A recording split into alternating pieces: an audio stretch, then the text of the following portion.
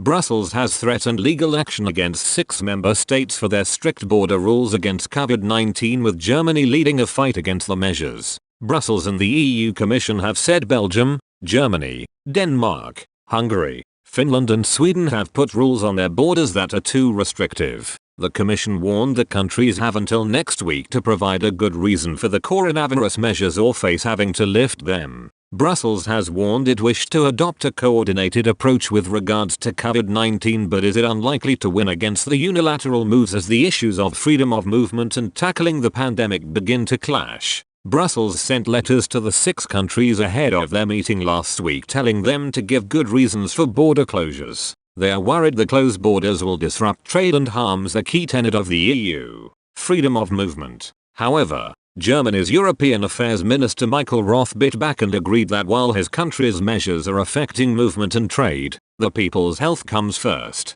The EU's spokesperson Christian Wiegand warned that countries acting in their own self-interest risks the unity of the bloc. He said, "The Commission has been clear, without a coordinated approach, among 27 member states, we risk fragmentation and disruptions to free movement into supply chains. Something we have witnessed again in the past few weeks. Queues at some German borders have increased as anyone entering the country from restricted areas require a negative COVID test before entering." The Commission wrote to Germany saying that less restrictive measures could be introduced to tackle the spread of COVID-19. It comes as Chancellor Angela Merkel warns a third wave in the country is on the horizon as new strains and variants quickly spread across the continent. Pharmaceutical company AstraZeneca, AZ, also revealed they would only be able to supply half of their second quarter contract to the bloc in another blow to the EU. Despite this, many German citizens are refusing to have the AZ jab due to misinformation about the vaccine.